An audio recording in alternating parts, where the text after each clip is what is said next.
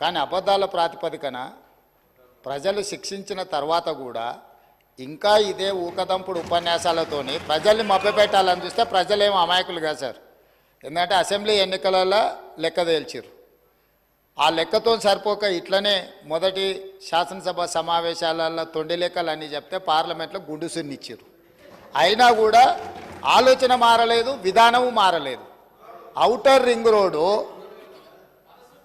159 కిలోమీటర్లు ఆనాడు కాంగ్రెస్ పార్టీ అద్భుతంగా ప్రపంచానికే ఆదర్శంగా ఉండే ఔటర్ రింగ్ రోడ్డును నిర్మిస్తే లక్షల కోట్ల రూపాయల విలువైన ఔటర్ రింగ్ రోడ్డును పల్లి బఠానీలకు అమ్ముకున్నట్టు 7,000 కోట్ల రూపాయలకు అమ్మి తెగనమ్మి గొర్రెల పథకము ఎన్ని గొర్రెలు ఇచ్చిండ్రో ఎన్ని గొర్రెలు ఉన్నాయో ఇవాళ మొత్తం లెక్కలు తేలినాయి. గొర్రెల మీద ఏసీ బోళ్ళు ఊరికి అట్లా మీద ఇట్లా తడిమి చూస్తే ఆల్రెడీ 700 కోట్లు గొర్రెల పేరు మీద దిగమింగినరని చెప్పి ఈరోజు రిపోర్ట్స్ వచ్చినాయి. కేసీఆర్ కిట్టులో ఏం అవినీతి జరిగిందో వారు కోరుకుంటే విచారణకి ఇద్దాం, దాని మీద కూడా పోదాం.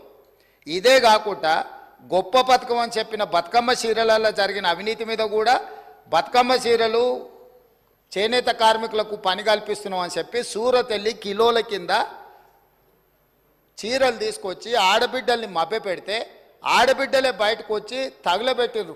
అవి ఏడగడుతురు వ్యవసాయ పొలాలలో పిట్టలను బెదిరించడానికి బతుకమ్మ చీరలు కడుతున్నారు. ఆడబిడ్డలు ఎవరు కట్టుకోలే అధ్యక్ష. అంటే బతుకమ్మ ఒక సెంటిమెంట్ తెలంగాణ ఆడబిడ్డలకు, ఆ సెంటిమెంట్ను కూడా దోపిడీకే ఉపయోగించుకున్నారు.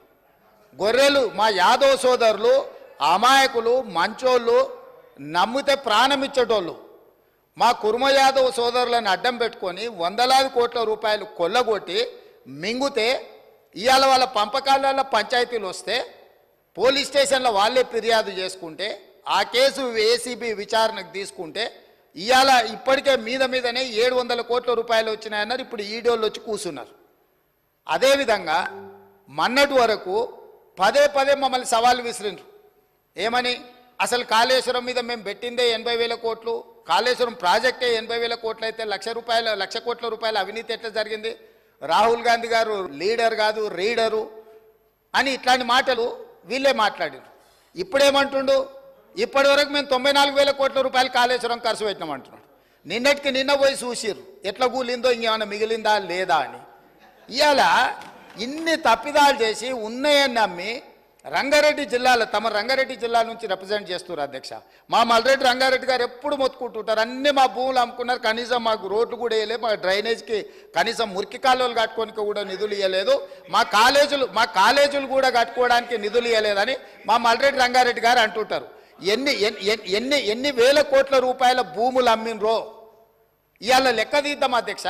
ఇవాళ అప్పుల లెక్క ఏదైతే చెప్తుండో అమ్ముకున్న లెక్కలు చెప్తలేడు.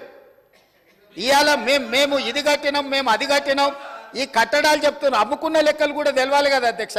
మనకి తాతలు ముత్తాతలు ఆర్నమెంట్స్ ఇస్తారు, ఆస్తులు ఇస్తారు, బంగారం ఇస్తారు. మనకి ఇంట్లో ఆడబిడ్డలకు ఉండనీక అని చెప్పి బంగారం ఆభరణాలు ఇస్తారు. కానీ ఇంట్లో ఎవరో ఒకరు వ్యసనాలకు లోనయ్యి తాగుడుకో జూదానికో అలవాటు పడి తాతలు ముత్తాతల నుంచి వచ్చిన బంగారం అంతా తెగ నమ్ముకుంటారు, భూములు తాకట్టు పెడతారు. తాతలు తండ్రి ముత్తాతలు సంపాదించిన గౌరవం పేరు మీద ఊర్లో అప్పు పుడితే అప్పు కూడా తీసుకొచ్చి అప్పు కూడా పెట్టి ఎక్కడిదక్కడ కథం పడతారు. ఇవాళ 10 ఏళ్ళైనా అధ్యక్ష నేను మిమ్మల్ని ఒకటే మాట్లాడగదలుచుకున్నా. ఏమన్యాయం చేసినాం అధ్యక్ష? పాలమూరులో మేము చంద్రశేఖరరావుకి ఏమన్యాయం చేసినాం? 2009లో కరీంనగర్ జిల్లాలో అక్కడ ఓడగొడతారని భయపడి పాలమూరు జిల్లాకు వలస వస్తే వలసలిపోయే పాలమూరు జిల్లా ప్రజలు గుండెలు పెట్టి చూసుకొని భుజాల మీద మోసి పార్లమెంటుకు పంపిస్తే పార్లమెంటుకు పోయి ఇవాళ తెలంగాణ రాష్ట్రం వచ్చినాక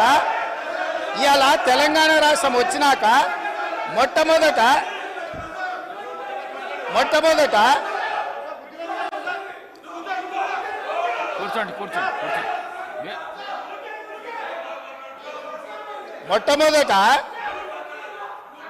ఆనాడు ఆదరించి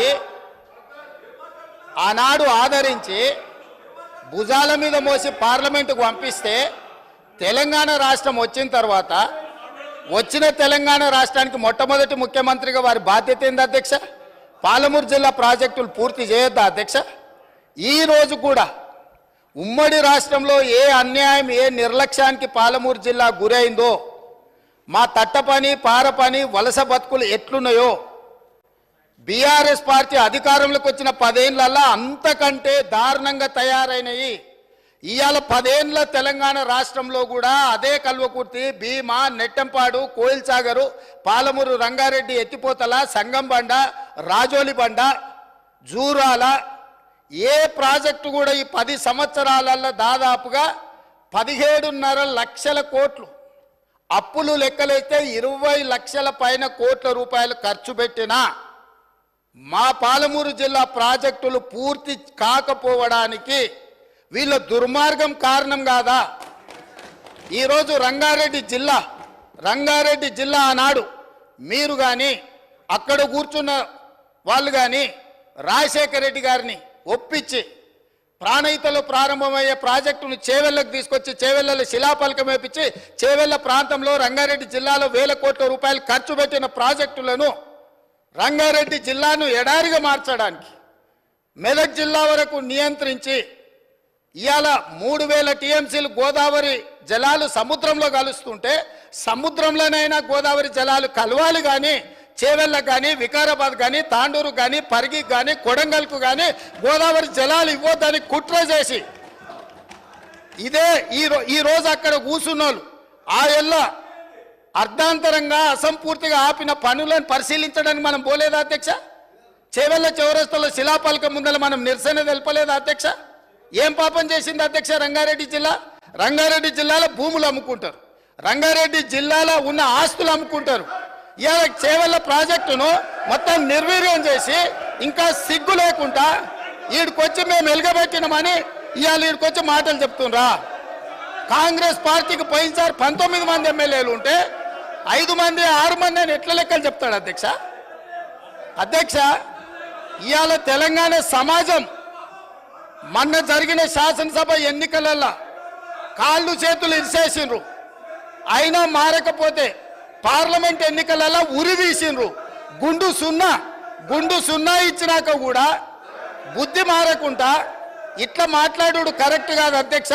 విద్యుత్తు మీద కూడా నేను మా మంత్రివర్యులు చెప్తారు, విద్యుత్తులో కేంద్ర ప్రభుత్వాన్ని మేము ఏదో పోరాటాలు చేసినామని తప్పుడు ఒప్పందాలు ఏమేం చేసిండ్రో మీటర్లు పెట్టడానికి ఒప్పుకున్న అనుమతులు ఏంటో అన్ని లెక్కలు తీసి ఇదే సభలు పెట్టి అడుగుతాము.